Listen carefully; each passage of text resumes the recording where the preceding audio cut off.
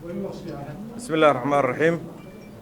waxaan rabaa magaca madasha xisbiyada qaran iyo magacaygaba inaan halkaan maanta taxsi tiiraanya la ugu soo gudbiyo qoyskii eheladii iyo qaraabadii gabadhii Almaas Elman ee maanta runtii sida kadiska ay xabad ugu dhacday iyadoo joogta xalane kamboonka gudihiisa. runtii waxaan qoyskeeda iyo ehelkeeda iyo ummadda Soomaaliyeed waxaan uga tacsiyeenaynaa geerida gabadhaas ku timid. waxaanan dalbanaynaa madasha xisbiyada qaran waxay dalbanaysaa meeshaas oo la og yahay meelaha ugu nabadda badan Soomaaliya inay tahay aysan sahlanayn in si fudud qof loogu toogto.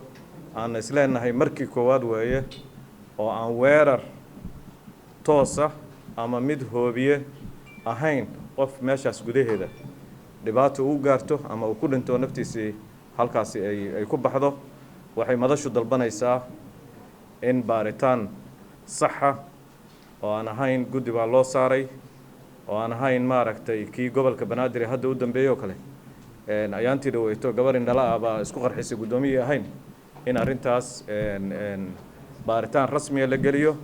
arrintaas runtii ummadda Soomaaliyeed walwal xoogan ayay gelisay in gabar wax soo baratay dhalinyaro ahayd dibadda ku dhalatay dalka u timid inay waxqabadkeedii ayadii qoyskeedaba lagu yaqaano waxqabad in sidaas fudud loogu dilo meel oo ilaa iyo haddana aan ogeyn war ka soo baxay dawladda.